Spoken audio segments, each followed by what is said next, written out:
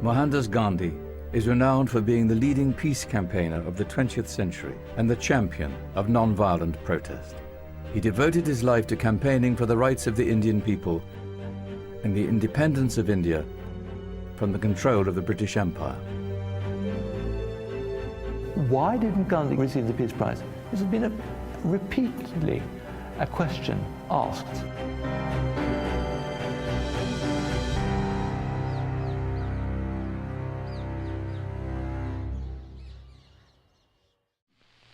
"5 feet 5 inches tall, wearing a hand-spun cotton loincloth like the poorest of India's untouchables. What then was the power of this man?" In my opinion, I think he should definitely have received the Nobel Peace Prize, and there's nothing we can do about this. It's used as a quite fundamental criticism of the whole institution of the Nobel Peace Prize. Gandhi was nominated many times in 5 separate years between 1937 and 1948. In 1987, a 50-year embargo was lifted by the Nobel Institute, revealing new evidence about these nominations.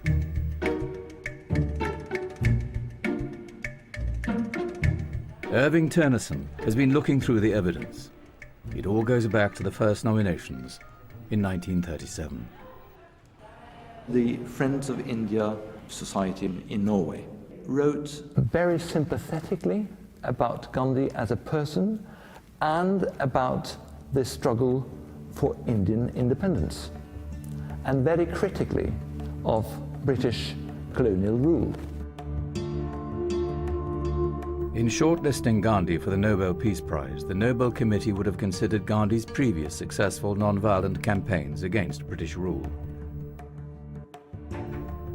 Gandhi had already led a non-violent campaign in 1930, marching 240 miles over 23 days to protest the tax on salt imposed by the British, which hit the poor disproportionately hard.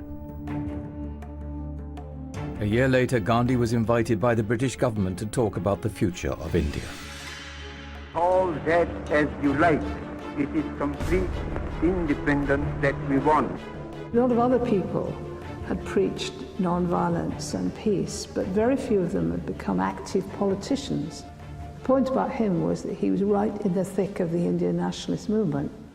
Geir Lundestad, director of the Norwegian Nobel Institute, found that the report, compiled on Gandhi in 1937, criticized his position as a pacifist, freedom fighter, and Indian nationalist.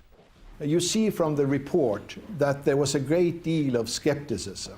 The professor who wrote the report in the 30s, he simply didn't understand, much less fully appreciate the importance of Gandhi. Although non-violent, some of Gandhi's campaigns against the British did degenerate into violence and terror. The larger the campaign, the more people involved, the less he could control it. And what really did happen, and much to his horror, was that often violence broke out amongst people who he had no control over. In 1937, Gandhi was not awarded the Nobel Peace Prize. He was nominated the following 2 years, but did not make the Nobel Committee shortlist. All the focus in the history of the prize from 1901 until 1960 was really on North America and Europe. It tells you an awful lot about the world as it was. I mean, it was a world dominated by Americans and Europeans. I think Gandhi did not fit the idea of what a Nobel Peace Prize winner is. Not an international broker of peace, not a humanitarian who's going into war zone and helping people. None of those things. He seems to be fighting for himself, right? He's an Indian patriot rather than a universal figure. It would be 10 years before Gandhi was shortlisted again in 1947. The Second World War had changed attitudes to colonialism and freedom. It was becoming clear after World War II that India was becoming independent. India was definitely an item on the international agenda. It was something that people knew about. There were news reports, people knew Gandhi a lot better, so I think the time was ripe. The independence of India was Gandhi's biggest victory, but what followed was his biggest disappointment. India, gripped by conflict and suspense, as this vast country of almost 400 million people strives to find a solution to its problems. As meeting followed meeting, the Muslims insisted on their demand for their own separate state. In 1947, India was partitioned to create Pakistan, causing mass bloodshed between Hindus and Muslims and the displacement of millions of people from their homes. At the same time, the Nobel Committee had fresh doubts about Gandhi, which is revealed through the committee chairman's diary.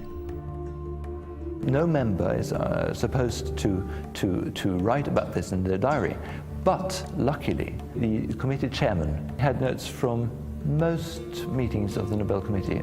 The diary revealed that recent news reports had an impact on the discussions. These reports were misleading, but they came in at the time the committee was deliberating. There was a newspaper report that actually indicated that Gandhi himself was beginning to give kinds of threats against Pakistan. He says if the cause is important enough, you should be willing to die for it.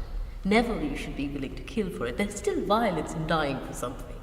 But that in itself seems not very peaceful.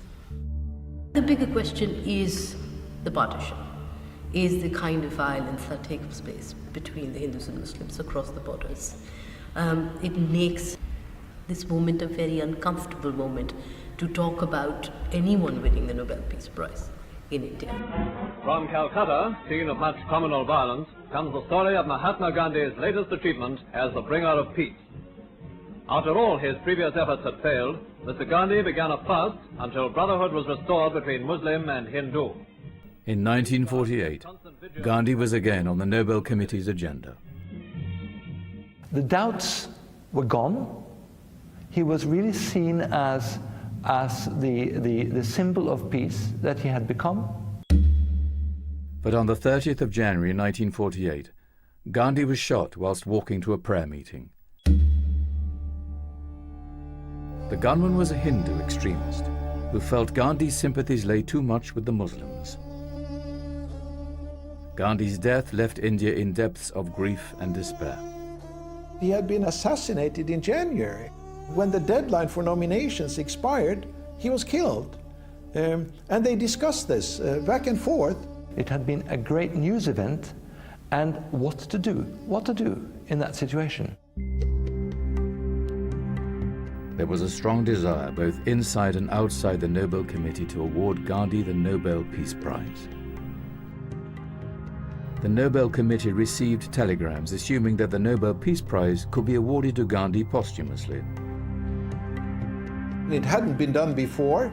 They brought in the legal experts, both in Oslo and in Stockholm. They really considered making such an award, and they asked the other prize awarding institutions within the Nobel system in Sweden to have their opinion, should one make a posthumous award.